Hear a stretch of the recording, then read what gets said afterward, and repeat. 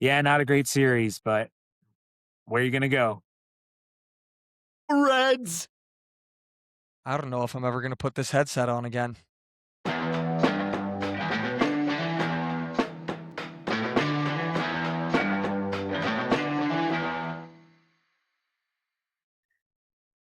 Welcome back to Off the Thread Reds. We're a group chat of above average Reds fans, overanalyze, overreact, and keep coming back for more. We'll be breaking down what's happening with the Cincinnati Reds and go through the highs and lows of being a Cincinnati Reds fan. This episode, we're going to be talking a little bit about the same old Cincinnati Reds. Has the team even changed at all since 2025? We'll dive a little into specific positions, but before we do that, let's do a little series recap over the past series with the Pirates. So to start things off, the Reds won the opening game 2-0. Chase Burns looked absolutely phenomenal. 0 earned runs, 7 Ks. Graham Ashcraft is looking great out of the bullpen, which is a highlight of what we have this year. And then Will Benson with a clutch RBI in that game. Next game wasn't so great. Reds lose 3-8. Brock Burke, though, if we're going to look at a player spotlight, I guess he was great. 2 1/3, 0 earned runs, 2 Ks. Ellie with a home run, Sal with a home run. And lastly, today's game ended same way, 3-8. We could not get it done. Graham Ashcraft, though, still coming out of the pen, looking great, and Suarez with a home run. For this episode, we are going to be bringing it a little different, though. We're going to start with our fan thread call-in here. We have Jerry from Pleasant Ridge back at it to talk a little Cincinnati Reds and maybe go off about our Cincinnati Reds. So, Jerry, thanks for joining, and what do you got for us today? Howdy there, fellas. How's it going? How's it I going, think we're Jerry? all struggling just the same as you, Jerry. Red Legs didn't look too good, did they?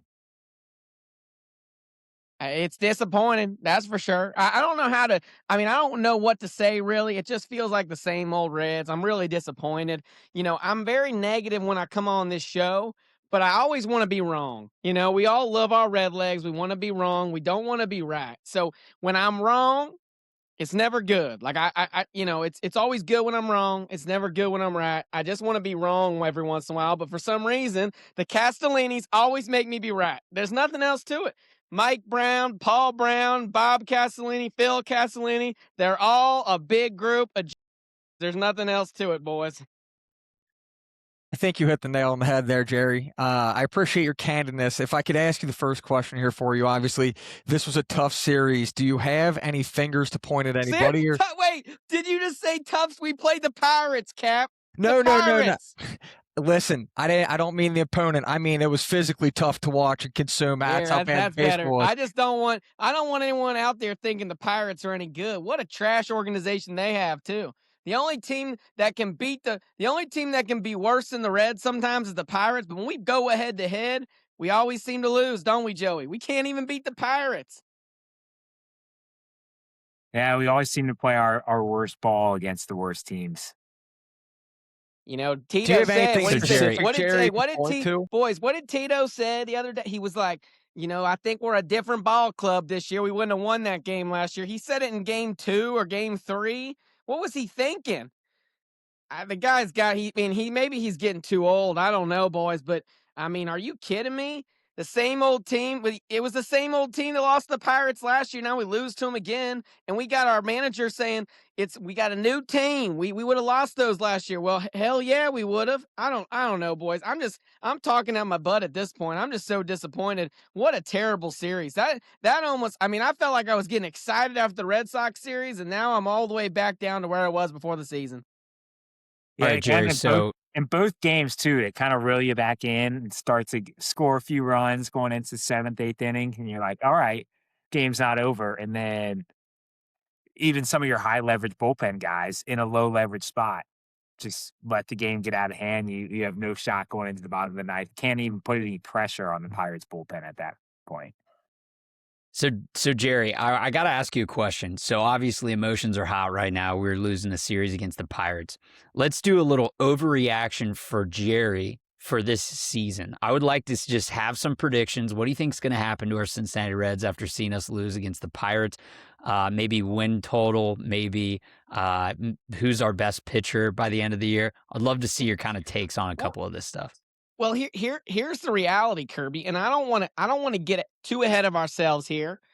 But the reality is, and what really bothers me about this ball club is that genuinely these series are really, really important right now in the season, because if you look at the September, early October, end of August, if you look at that stretch of games, that's a gauntlet. You're going to play all good ball clubs, and all three of you know we aren't going to be able to sustain it down the stretch. You got to beat the Pirates early. I know it's just the beginning of the season. We don't want to overreact, so I'm not going to be as negative as usual. I don't want to overreact, but this is a big series. You just got to win these series against these bad ball clubs.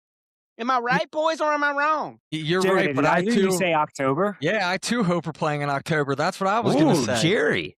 Early October, fellas. Early October. Don't we play baseball in early October? Or am I That's a just not no playoff ball? game, baby. I mean, That's a we playoff hope we game. are. game. We hope Never we mind. So, Never mind. Folks, September you and heard it August. here first. Don't- You heard it here no. first. Jerry is predicting the Reds to make the playoffs. That just happened. Don't take that to heart. I didn't mean it like that. I meant season will be over October 1. Oh, well, what about this? I really, really liked Chase Burns. I really like Chase Burns. I love Sal Stewart. I know that's an easy one to talk about, but his approach at the plate is better than everyone else's. I mean, how many times is Ellie De La Cruz going to get down 0-2 in a count? Does that guy got any plate awareness at all? For someone who's going to get paid about $1 billion from the Dodgers in 2 years, I mean, what the hell's wrong with him at the plate? Sal Stewart should be teaching the whole team how to plate approach. And I'll give Tyler Stevenson, he doesn't have horrible plate approach. He's just not as good as Sal Stewart. So Sal Stewart needs to be given all the batting lessons. They need to fire the batting coach, just let him take all the lessons for all the players. What do you guys think about that? It's not the worst idea I've heard, Jerry. No, not terrible. Jerry, I'll give you one more question before we let you go here. We're headed to Texas next versus the Rangers in a 3-game series. We're facing Gore, Rocker, and Leiter. Now, Gore is someone we've struggled with for a couple of times that we faced him. What is your prediction for that 3-game series against the Rangers? I think we're going to take 2 or 3, Cap. I do think we're going to win this series, but here's the problem, and it's been the problem for years, and it's going to continue to be the problem because the Castellinis are cheap. This isn't Tito's fault. This isn't even the players' fault. At the end of the day, it falls on ownership, and I'm going to continue to come after them. As long as this podcast is around, I'm going to call in. I'm going to come after Phil and Bob and the Bobblehead boys, and I'm going to come after them because the reality is they'll lose the series after that. They'll continue to sit at 500 all year. At one point, they'll probably go on like a 10-game win streak. Then they'll go on like a 10-game loss streak. They're going to be 500 all season, fellas. And that is the problem. They're going to win the Rangers series. They'll lose the following series. Then they'll win a series. Then they might win another one. Then they'll lose 2 in a row. They just know how to stay at 500. But the problem is they didn't do enough in the offseason to fix the holes and fix the problems, and they're going to sit here at 500 all year. And if you guys think I'm wrong, just tell me, but I'm trying to be a realist. I'm not trying to be too negative tonight. I'm just trying to tell you how I think it is. I'm sorry, fellas.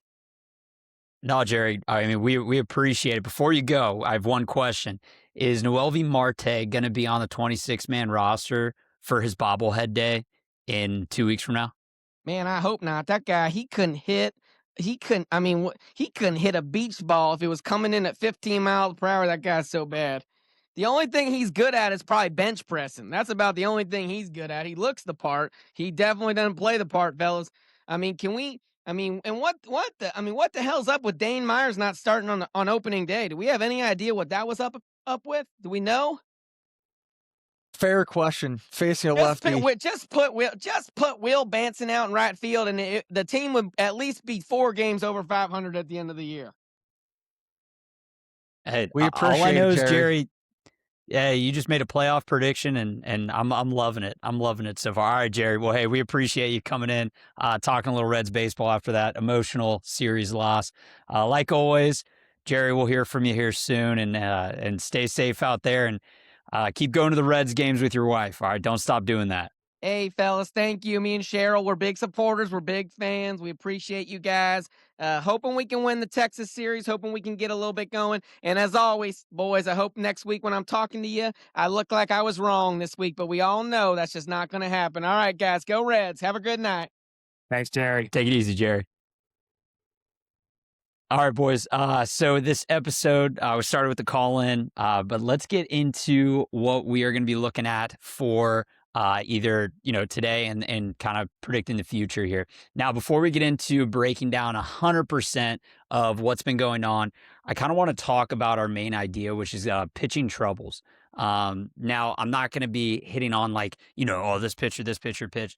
I'm just worried about what our pitching depth is going to be and our usage that we've had so far, because I feel like over the past 4 games we've had to use our bullpens a lot. So, what are your guys' thoughts on kind of what our pitching is from a whole standpoint, and dive a little more into the bullpen?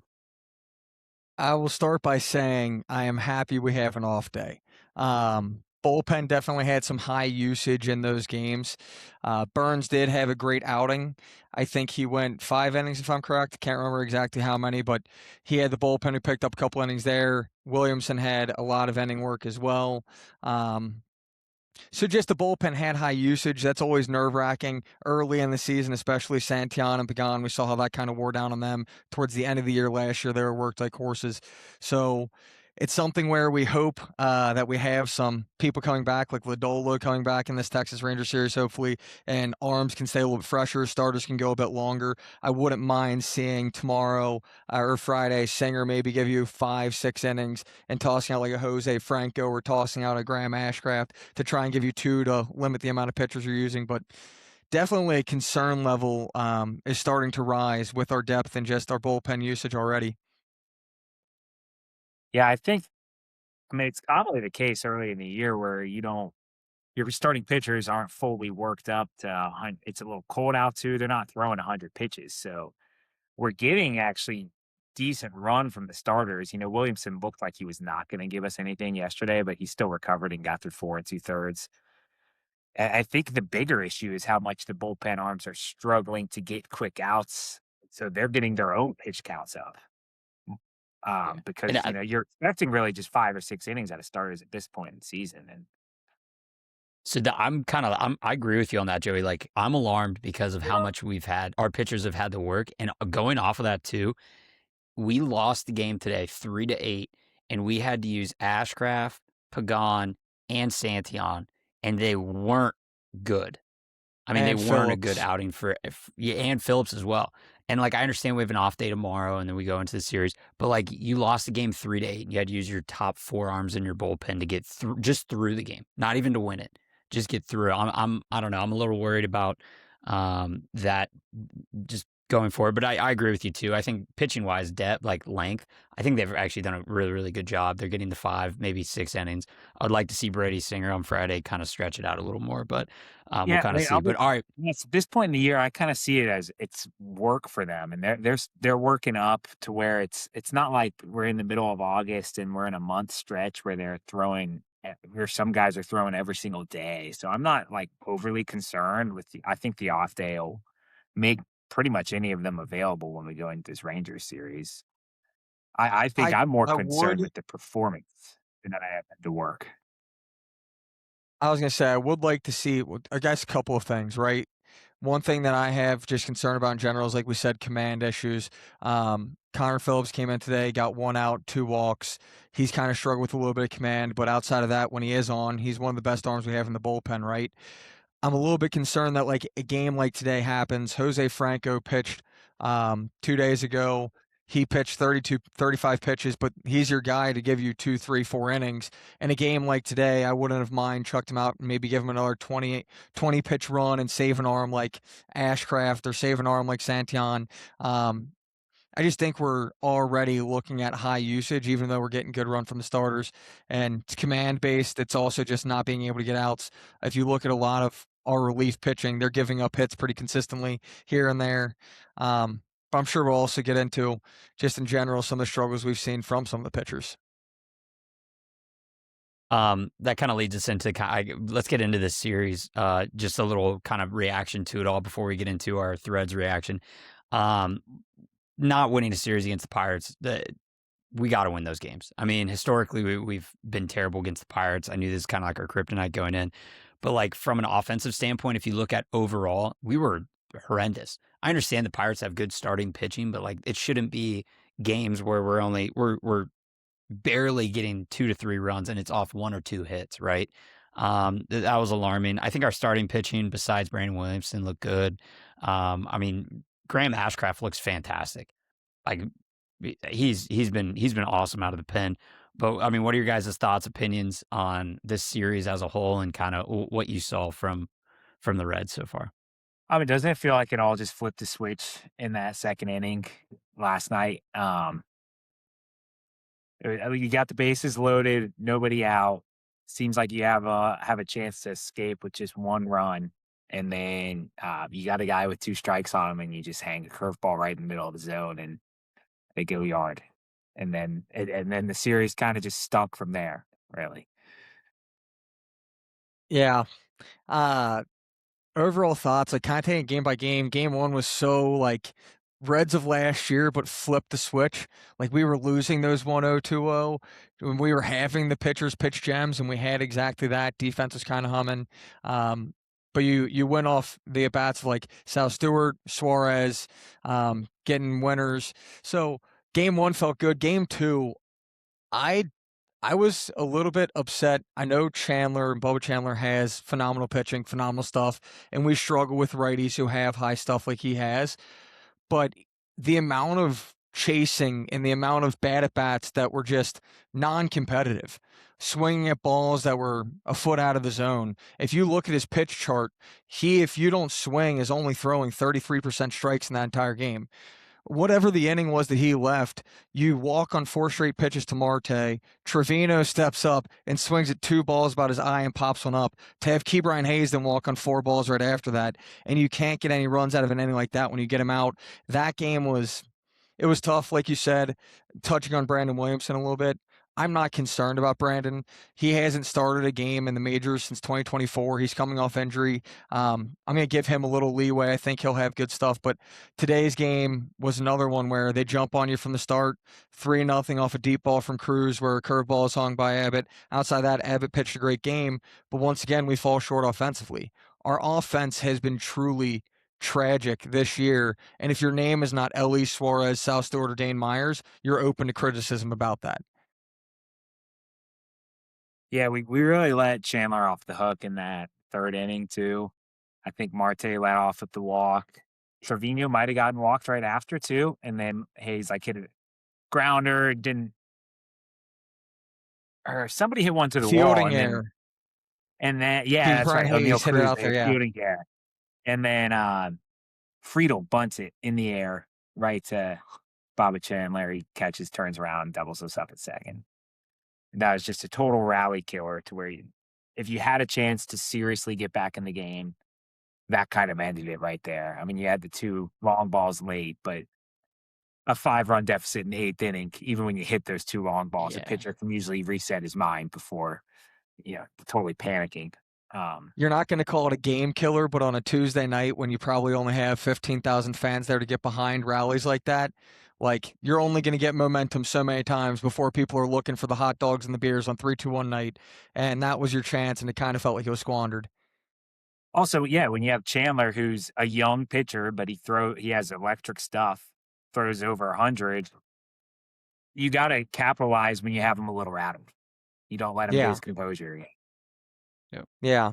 Like, I don't know, from a baseball aspect, thinking about when Friedel tried to lay that bunt down, I guess I kind of get it because, you're putting pressure on the defense. But at the same time, it's like, this isn't college baseball. Like, this is the major leagues. Like, they're going to get their out. Like, whatever you're doing isn't really going to change much because there's just going to be runners on board advanced. there with you, Kirby.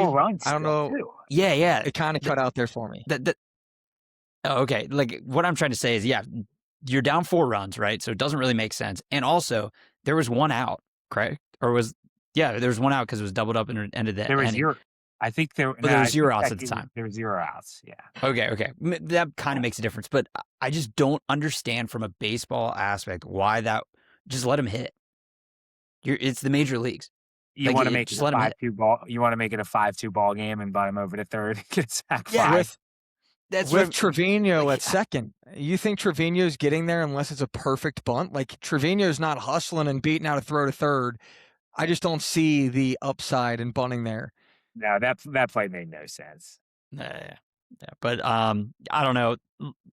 Ending the kind of talk on the series, there's a lot of things that are alarming with our Reds right now, and we can't overreact, but it's early in the season. Maybe things will get corrected. Day off's going to help. I just hope our bats heat up. Because, like, I forget who said it, like, there's only really been 4 players on our roster that have actually made an impact offensively, and no one really else has yet. So, like, that's alarming.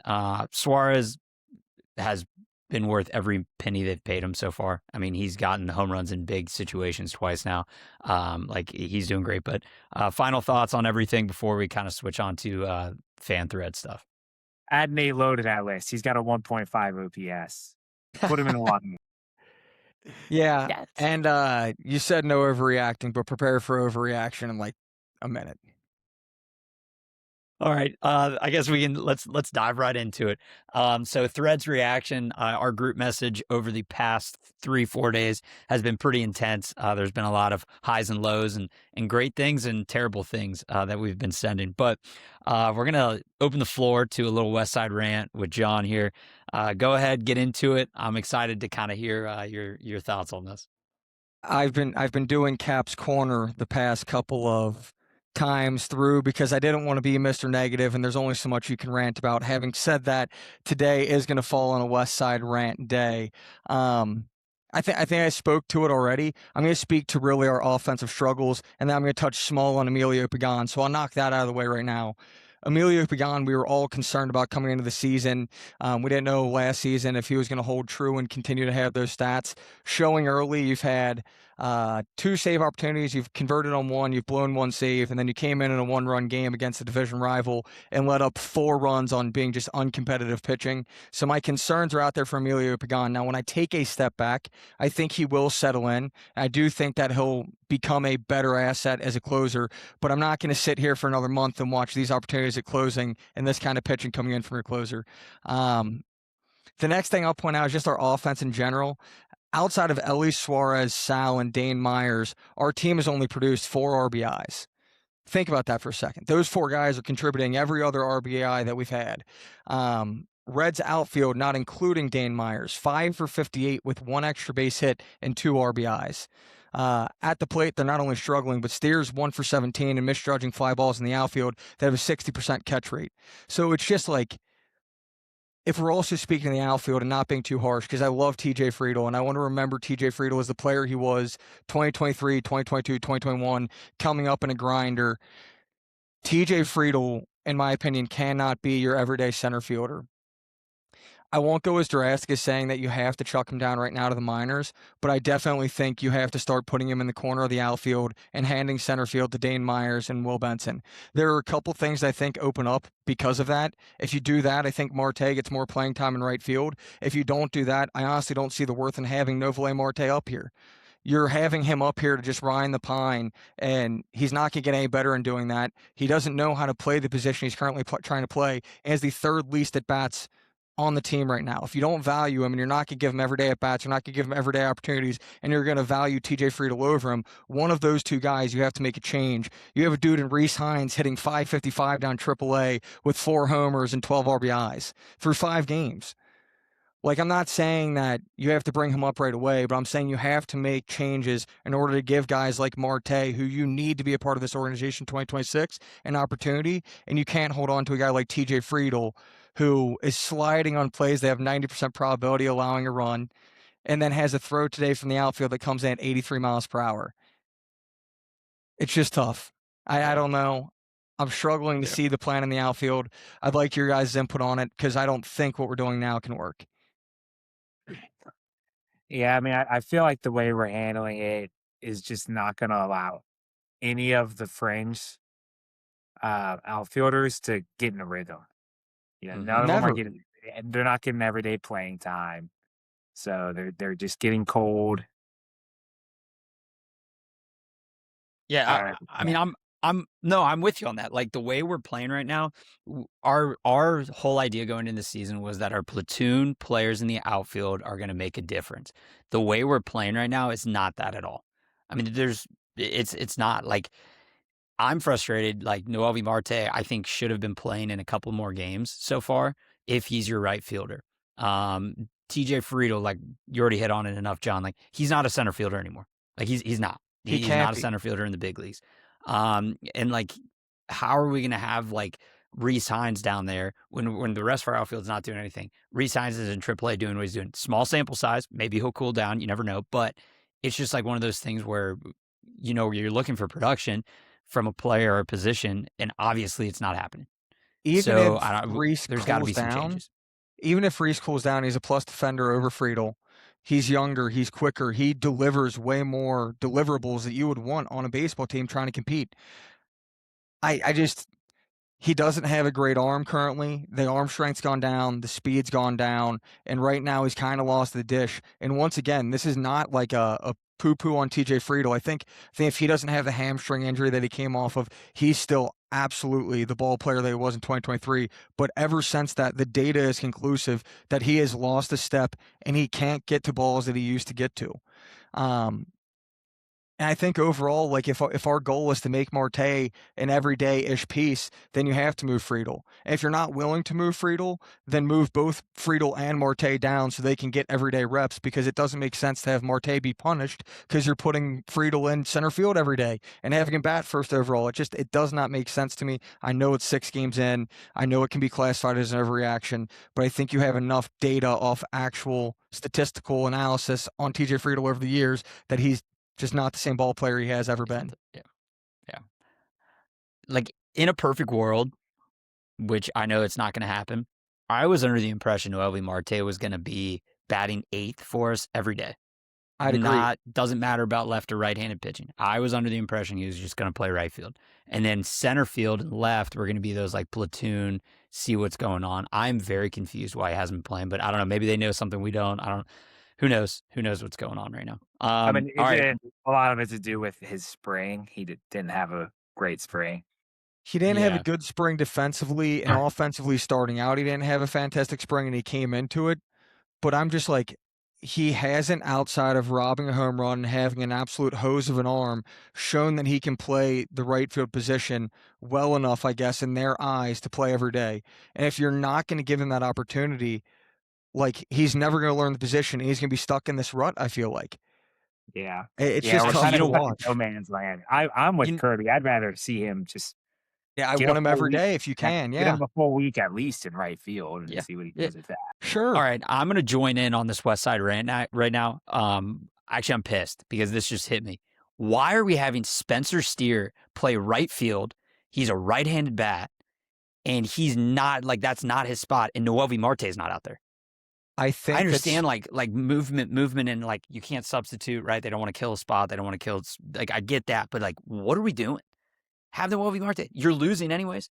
Let him play. Like I understand it's the major leagues. You're not like just like letting people get reps and practice. It's not minors, but my goodness, why is Spencer Steer playing right field and Noelvi Marte's not? I don't know. I said it yesterday in the group chat, and I got flack for it about sending him down, but it's just an indictment in my eyes of literally how the Reds view him as a player. Like, if we had him playing every day in the right field, he'd get better. I guaranteed he'd up at the dish. We saw it last year, at least with his batting average, that he was able to hit in the 270s, given the opportunities playing 90 games in the MLB. But he's not on the rate to play 90 full games, and he right now is sitting in 3rd least at bats on the team, right next to Lowe and Trevino. Is that really where we value him? Because if it is, then like I'd rather you bring up Reese Hines. I just because I think he'd play and maybe he'll contribute. I don't know. It's unfortunate. Yeah. I'd love to see him in right field every day. All He had right. pretty Well, good plate appearances yesterday too. I He mean, did. He had great eye started twice. getting rallies to give him a chance. I'd agree. If he's not going to hit, right, he can at least get on base with walks. And he had a great eye, great plate discipline, which is something he struggled with last year. To see that, honestly, was like big momentum, you would think. It's like, oh, cool, he's figuring out something he struggled with last year. It's upsetting. I could go on and on. We're going to have to cut the West Side rant, or else we're going to get off. He does that, and then he gets no plate appearances today. Nothing. So that- Nothing.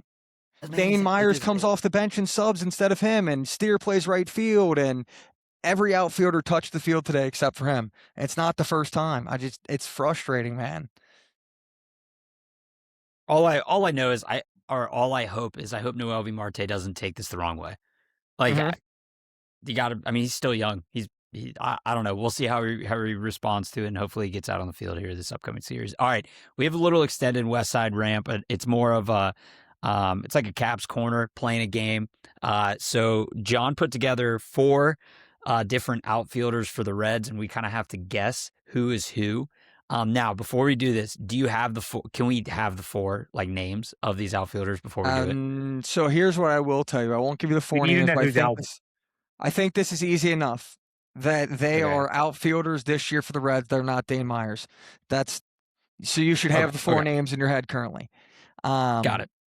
So you all, as the audience, will be seeing this on YouTube as you watch. If you do watch, if you're Spotify, you're just going to have to listen. But what we are doing is I've taken the stat cast of 4 different outfielders. They're batting, right? So if you never looked at a stat cast, it talks about their barrel percentage, bat speed, chase percentage, whiff, K percent, all these different things.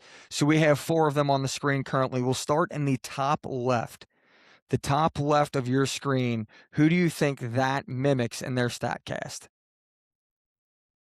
And I won't tell you the right answers until the end, so go ahead and get your guesses, and then we'll go through the right answers. That way, you can't I just was easily gonna have 'em. go. So I was gonna go Will Benson. So for you the got top. Will So Benson, top left. Kirby? and then wait, hold on. What was the one hint you gave us? It's not who? It's not Dane Myers. Yeah, it's not Dane It's Myers. a current outfielder for the Reds. It's not Dane Myers. So that should give you the 4 names. Yeah, all right. So I think I'm gonna go Will Benson as well. Will Benson. So we'll move to the top right. The not qualified for the bat speed It's- makes me think that it has to be Marte because he's Yeah, it's probably Noelvi Marte. not Yeah. qualified for anything. The bottom Was left. this taken after yesterday's game though? Because that walk percentage doesn't make any sense. Pause. Guys. This is their 2025 stats. This isn't 2026. So if that's going to change your answers. I take it back. Take everything Yeah, back. okay. Will Benson okay, on the yeah. first one then. Yeah. No, Will Perfect. Benson. Okay, no. Okay, yeah. It's not Will Benson on the first one then. Perfectly fine. This is 2025. Yes, this is their 2026 numbers are. Then I'm They don't have 100% going T- Marte T- in the top left. I think actually. I'm going TJ Friedel in the top left. I don't know, Marte. that top chase left. percentage makes it think. So pause. I'm going TJ Friedel Pause. top left. Let me also clarify the graph on StatCast. On the left-hand side, everything, don't look at color. On the left-hand side is going to be poor. On the right-hand side is going to be great. So just because it's high and right doesn't mean they have a high chase percentage. On the right, that means they don't do that often. shit. So Yeah, they don't do it often. Okay. Yeah. okay, now that you know the game, I let's see. start again. Top left. TJ Friedel.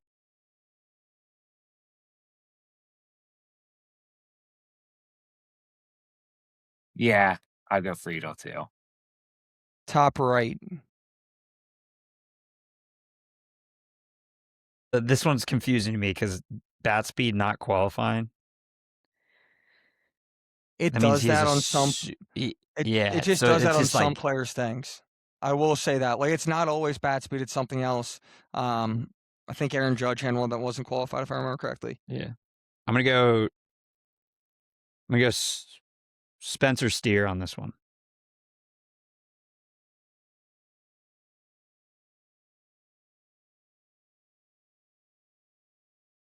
I'm gonna go Benson there. Will Benson. Yeah. Go bottom left. I'm gonna go Will Benson on the bottom left. I'm going Marte on the bottom left. And then I'm going Steer on the bottom right. I'm going Marte on the bottom right. Okay. I think you're right on the Who- bottom right, Joey. I think it is. I think you're right. Okay. It's I Steer on the might bottom. have Oh. flipped Benson in. On the top Okay. left, you both put TJ Friedel as your answer. Yeah. And that would be correct. So Okay. TJ Friedel obviously doesn't chase much, didn't have like a high K percentage, really good at walks. But if you look at the top, he does not excel at those extra base hits. He does not barrel the ball often. Not phenomenal for what you would look for, but also, like I said, to his credit, something you're looking for in a leadoff is getting on often. He's not striking out often. He's not walking often. That was a good thing for him in 2025. Moving to the top right, we have Spencer Steer, I believe, Kirby, is who you said? Yes. Kirby, you went Spencer Steer, and then Joey, you went Will Benson. Top right is Noelvi Marte. Yeah. That's I thought I might have the top right and the bottom left. Noelvi Marte, if you look, he was one of the luckiest hitters in MLB last year, based off his stats correlating to his average slugging OPS. If you go bottom left, we have one guess for Will Benson and then one guess for Marte. It is Will Benson. Will Benson did have high chase percent, or had a high, not chase, had a high whiff, high K rate, but he also had the best barrel percentage of the team, best extra base hits rate. He would hit the ball, just it's when the ball hit the bat and when he wasn't missing the ball. Now, bottom right, you have Marte and Steer. Joey, you round us out. That is Spencer Steer. So I believe, if I'm seeing this correct, did you both go 2 for 4? Yeah. A little bit of a fun game.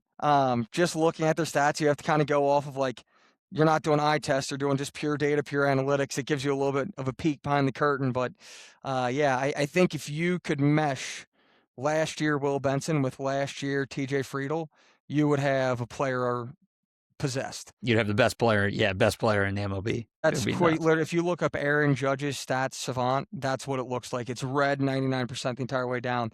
But a little fun game. I hope as you watch this, you play along. Maybe we'll do it again next week. But that'll be StatCast, brought to you by John. Well, I like it. One thing about Aaron, there's no way Aaron Judge's K percentage is that good, right? Oh, dude, pull up right now if you have a second monitor, Aaron Judge StatCast, and you will be just amazed. It's the coolest StatCast you'll look at. All right, while Joey's pulling it up, I'm going to jump into Mark's metrics really quick. His K percentage was at 23.6 last year. So that was his one low point. Yeah. I would still take Aaron Judge. I don't want him on that team now. Anyway, what? All right. So let's get into Mark's metrics really quick. Mark is unable to be here, so we'll just run through it really fast. Again, this is brought to you by Masali Law. When life throws you a curveball, head to Masali Law for their help. Now, Mark's metrics, he has one, and I think it's probably the best one he's put so far. But I am nervous because now it's on there, and he might get the kiss of death. But NL Rookie of the Year, Sal Stewart, it's at plus 350. After the first two series in the Major League 2026 schedule, I think a lot of people are probably seeing that Sal Stewart's a dog. He got NL, not Rookie of the Week. I'm pretty sure he got NL Player of the Week, which is a huge honor there. So Sal Stewart, excited to see what he does. We talked about him last podcast, but he is the man, and I think he has a bright future for the Reds. All right, let's get into Joey's segment around the league. Let's get a little breakdown of what's been going on and see how much the Reds have fallen in the standings for the NL Central. Well, before we get into that, for Sal Stewart Rookie of the Year, and something not very promising with the Pirates beating us in a series here without who I think is still probably the favorite to win NL Rookie of the Year once he gets called up, Connor Griffin. We touched on him in some of our offseason episodes, but giving up 8 runs to Pirates back-to-back days when their best bat by the end of the year is probably not even in the lineup is not a great sign. All right, around the league, we got a small sample size of games here. We're not having fun this week, if I'm just being honest, with watching baseball. So the Red Sox own the worst record in the sport. Somehow on April 1st already have a 5-game losing streak and 4 games behind the Yankees. NL Central, the Brewers are up to 5-1. They won a series with some comeback wins against the Rays. It does seem like just what they do, and they got some new pitchers who are now turning into potentially aces for them. Not aces, but like going to be mid-3, low-3 ERA guys who were historically high 4 ERAs that other teams didn't want anymore. And then the Cardinals are somehow forward too. That's not going to last, but good for them.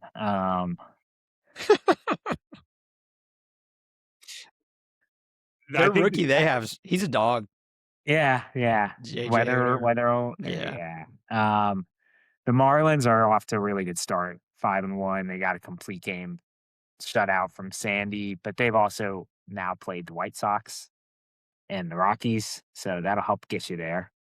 Um, yeah, on the AL, it seems like the Sox having a rough start, but it's the A's and the White Sox and Twins that are also struggling mightily early on. But it's still pretty early in the season, so standings aren't really the best place to look. It's more, how are you getting to those results, and do the bats look alive? Does your pitching look sustainable? And I think that's probably more the concern with the Reds on the bat side is that they haven't looked alive. I still think they've been facing good pitching to this point. Definitely. That's one thing we have Yeah. to say. Like the two pitchers that they faced this series with Skeens and Bubba, like those are two unbelievable pitchers. You had the first with Crochet. Like we have faced top tier pitching. We have to keep that in mind. Yeah. It was nice to see that Evaldi actually was pushed up to today for the Rangers, so we are not facing him in that series Yeah. anymore. Yeah. But Yeah, there's not a whole lot, except I'll also say Yordan Alvarez looks like he's absolutely back to being like a top 5 hitter in the MLB too. He's had some injury-ridden seasons, but yeah, he's been hitting the lights out of the ball. I feel like he's got an extra base hit in every game. But Yeah, besides that, I like looking a at the lot of standings right now. three teams in the state. Yeah, I was gonna say I like looking at the standings right now and seeing that there's a lot of like 3-3 or 4-2, right? Like there's a lot of teams that are kind of sitting at that middle ground because it's it's early, you don't really know what's gonna happen. But I hate seeing the Dodgers are on top of the NL West, and I hate seeing the Yankees on top of the AL East. That just makes me mad.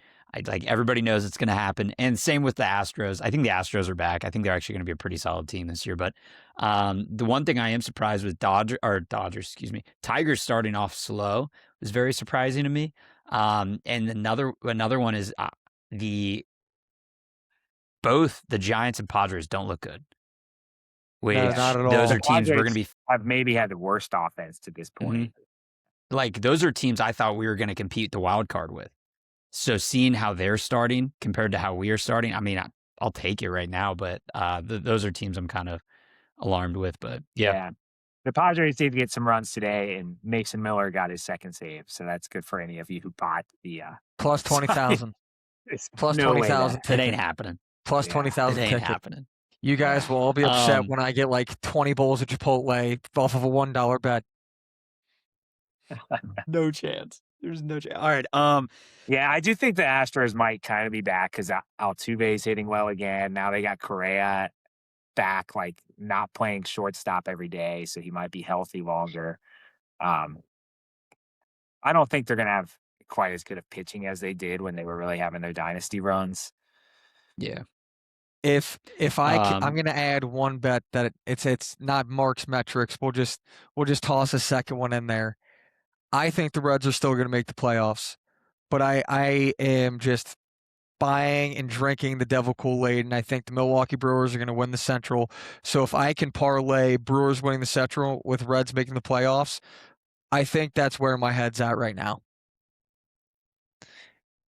I think that's going to be the sharp play of the day. Take it for what it is, but I just think that's what it's going to pan out. I don't think the Cubs are going to have great success this year. I do think that they're a phenomenal hitting team, but I don't think the pitching's there like we have. And then Pirates and Cardinals. My brain won't let me believe in the Pirates or the Cardinals, so I'm going to do that for as long as it lasts. Yeah, I don't know.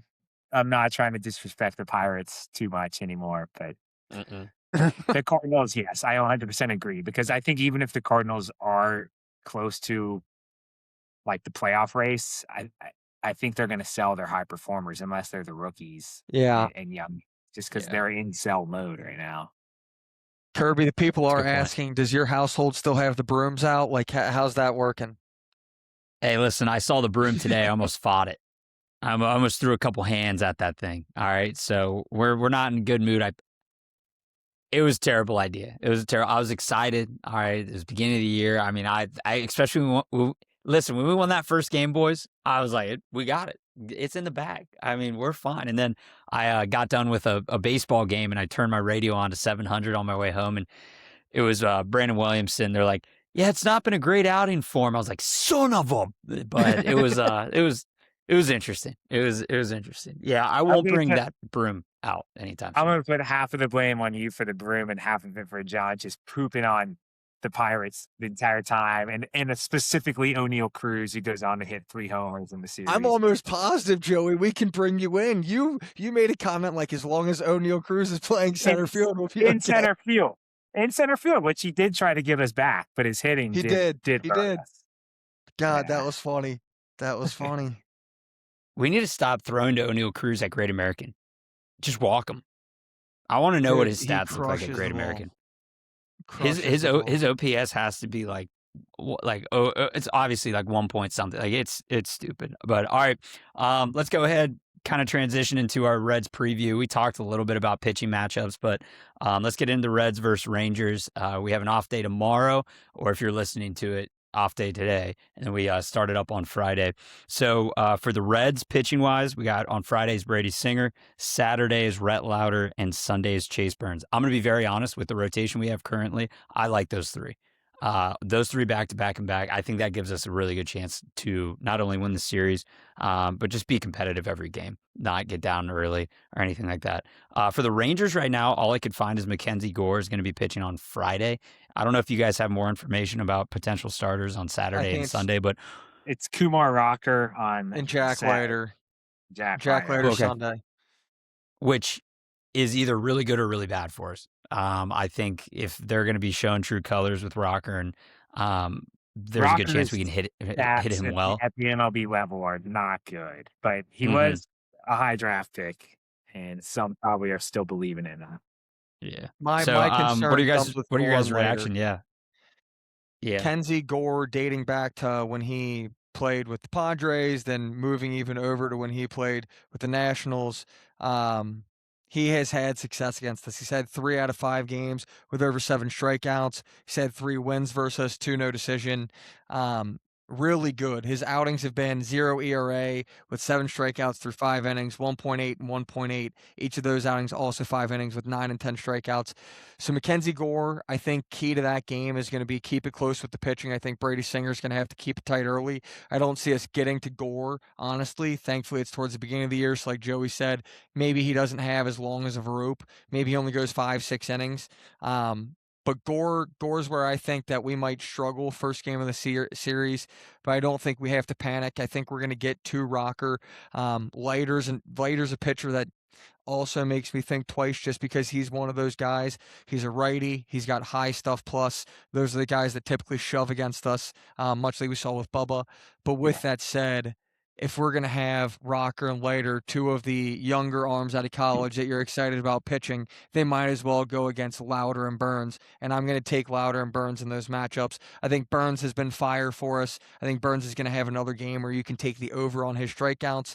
And I think Lauder is going to continue to prove that he deserves to be in this rotation in some capacity or in this bullpen, even when everybody comes back to being healthy.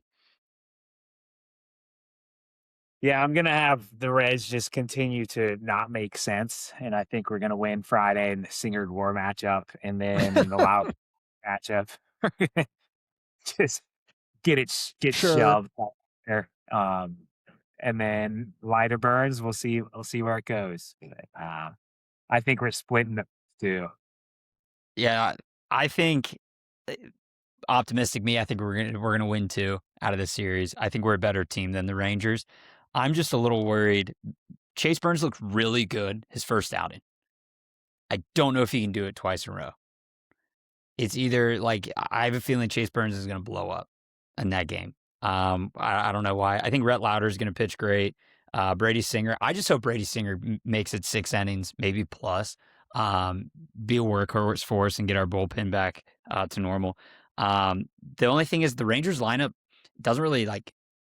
I was more afraid of the Pirates lineup than the Rangers lineup. I'd agree. Just from like a damage standpoint, right? So I don't know, maybe this might work out. And we're playing in a huge stadium. I mean, we're down in the Ranger Stadium, so I mean that place is giant. So hopefully that kind of plays into us. But no, I think we're gonna win 2. That's my prediction. Maybe I'll bring the broom back out. I don't know. We'll see what happens. We'll see what happens. You can only bring the broom out Gore- after sweeps. You can't do it for predictions. Verse Gore, I will say this. He's a lefty. We've historically, like I said, struggled against him. I'll be highly upset if I don't see Dane Myers starting center field against a lefty when he's a career .330 against lefties, as well as if we're going to follow to the T who plays better against who. Marte reverse splits, hits better lefties against righties. I would like to see him have his opportunity in right field. And left field, I honestly don't want to see Benson facing a lefty, so I don't have him out there. Steer or Friedel. I'd honestly put Friedel over Steer versus a lefty in left field. So give me a Steer, Dane Myers, and Marte outfield just to make my brain wrap itself around and be like, we're starting to learn. Just because I think it's ludicrous if we don't have players put in positions that they're going to succeed in, especially the guys we have quotes before the year that they are necessary for us to be successful. So take that for what it's worth. Yeah, so who are the pitchers that we put Suarez at third base when they're pitching? Is Burns like the first guy that comes to mind in our current rotation? Just because he probably, he doesn't pitch to contact like Brady Singer, you probably want. Oh, yeah, I see what you're saying. Yes. Like Yeah. third day when Singer's pitching for sure. Yep. Definitely. Yeah, so Suarez, only plays Burns or like when Green's healthy. But yeah, you're totally right. Can I also Dude, point did you guys out? notice how many ground balls Key Brian Hayes got at the beginning of the game today? Yeah. Ground It balls was and actually hard line absurd. drives. Yeah. This is a little bit of a throwback to earlier in the episode, but Suarez not starting today or Suarez starting on the bench, I'm not going to say full blown doesn't make sense, but he's only missed 7 games over the course of 3 years, and 2 of those were for injury. I don't understand Lowe going in front of him in that situation against a guy like Skeens, but I'm hoping that is the one game that Suarez is not starting in this lineup for the rest of the year. All right. Well, hey, before we sign on off, any final thoughts about anything going on with the Reds? I know we've had quite a bit of things we talked about this episode, but any final thoughts on where we stand and kind of how we feel about this team so far this year? Yeah, I think if you just zoom out, a 3-3 opening week isn't terrible. You'd rather perform against the teams in your division than the teams in the other league, because even if it comes down to tiebreakers and stuff too, you want to be beating the teams in the National League. Those games are a little bit more important. But we got a little bit high on Sunday and then a little down throughout this week. And now we can reset and go into Friday at a pretty level head, probably. I mean, I think I thought that the Rangers lineup was a little more scary than when I'm looking at it right now. I mean, they lost a couple of guys from the past. They brought in Nimmo, but they got a couple old guys, and then they got the one White Langford, really young phenom. But yeah, not that scary. I do feel good going into this next series. I feel less good about the one coming after it, but I don't want to get too far ahead. I feel good. It's early on in the season. We had our negativity. I think it's fair to point out criticism when it should be pointed out 6 games in, 30 games in, 160 games in. But with that said, I do still believe this is a playoff team. We've got depth pieces. I trust that we'll be able to make the right moves to make this team excel and give it the best time to excel. Against the Rangers, I think this is a big spot to get back into the net positive. Hopefully end the series at like a 5-4, best case scenario 6-3. But yeah, I think with the pitchers we have, we are given every chance to win any of those games. Well, all we can do is hope, boys. All we can do is hope and see these Reds string together some hits and give our pitchers some help. But that has been it for Off the Thread Reds. Thanks for joining, like always. And don't forget to check us out on Mondays and Thursday mornings Also, check out our social media, which is at OT Thread Reds. And like always, go Reds.